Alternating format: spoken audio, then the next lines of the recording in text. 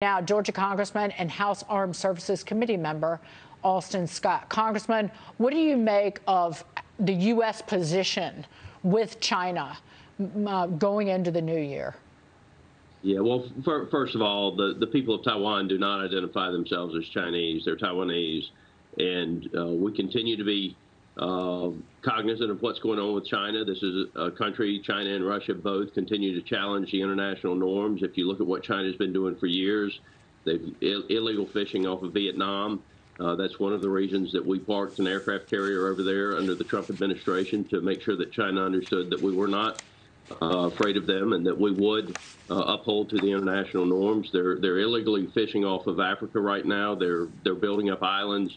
There have been no consequences for China for their conduct over the last several years, and so they've emboldened themselves, and now they're flying their planes into Taiwan airspace or Taiwanese airspace, and what the Taiwanese know and what China needs to know is that the United States will fulfill its obligation to protect Taiwan.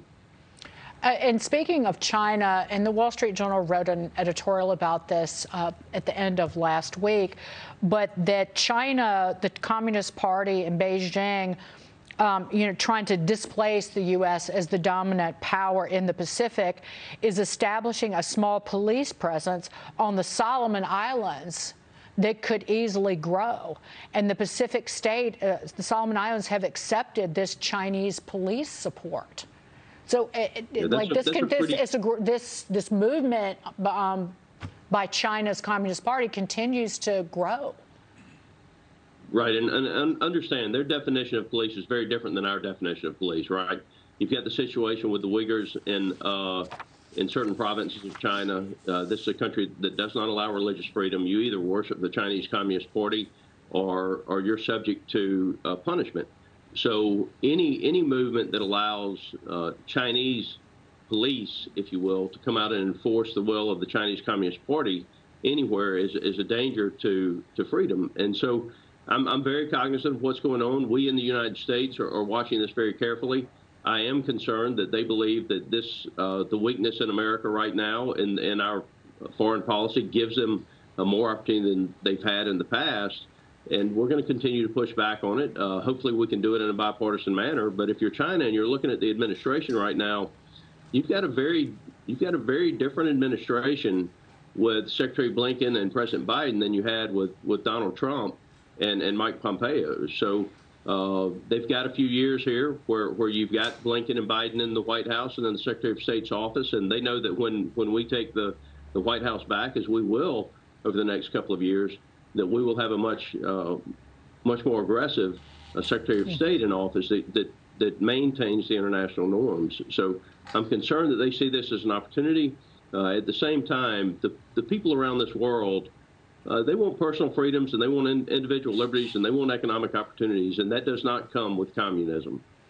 No, and Lee Carter, jump in here. President Biden has yet to address the origins of the coronavirus pandemic with Xi Jinping. Like, how hard is that?